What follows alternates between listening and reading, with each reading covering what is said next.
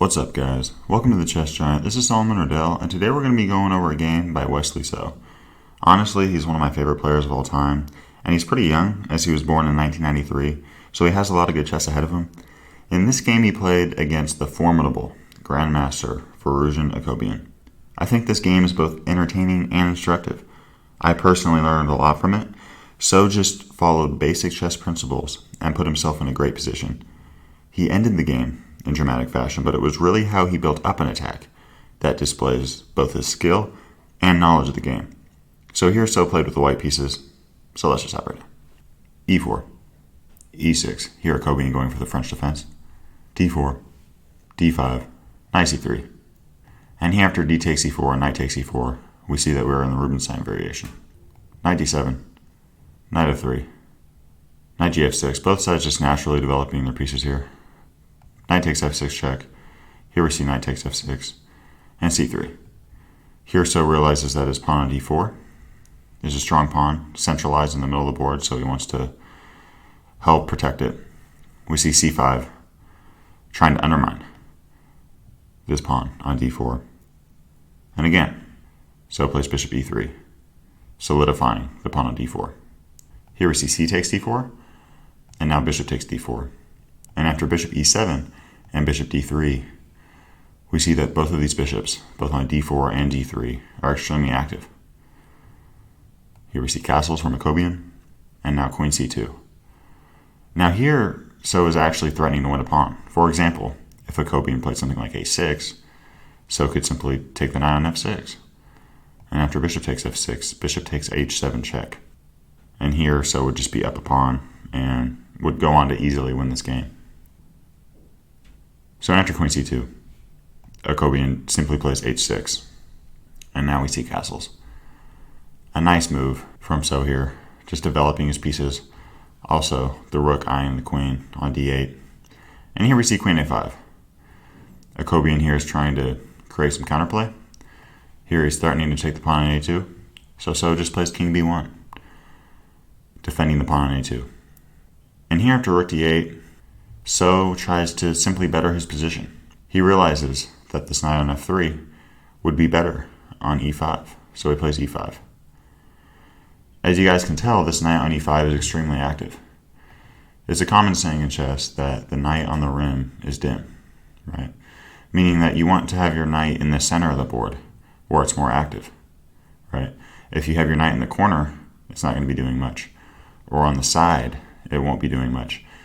But if you put your knights towards the center of the board, they'll have a lot of activity. And in chess, what we consider the center is from c3 to f3 to f6 to c6. These 16 squares here are considered the center. And then these 4 squares here, d5, d4, e4, and e5, are considered the sweet center. So in terms of positioning for the knight, you can't really find a better square in this position than e5. Here Akobian continues bishop d7, and here again, So just makes a very simple move, bettering the position of his pieces. If I took the queen off the board and handed you the white queen and said, drop the queen on c2 or e2, which square would you pick? Well, the right answer is e2, and that's what So plays here, queen e2. And as we see, this queen on e2 is more active, right? It's a more active piece and poses a greater threat to black here. Here Akobian plays bishop c6. Again, trying to create some counterplay. Here he's threatening to take this pawn on g2. But So doesn't seem too concerned about this. He just plays rook he1, allowing Akobian to take on g2. And here Akobian plays bishop d5. Idea being that he's threatening to take this pawn on a2 check. So simply stops this with the move c4. And now we see bishop takes g2, bishop c3, kicking the queen back to b6, rook g1, kicking the bishop back to c6. And here in this position, So is down a pawn, but he finds 2 amazing sacrifices that put the black king in major jeopardy. He starts off with knight takes f7.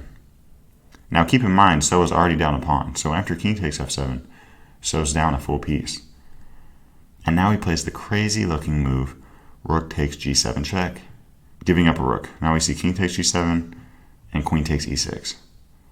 Now, queen takes e6 is not a forceful move, meaning that Akobian has a lot of options here.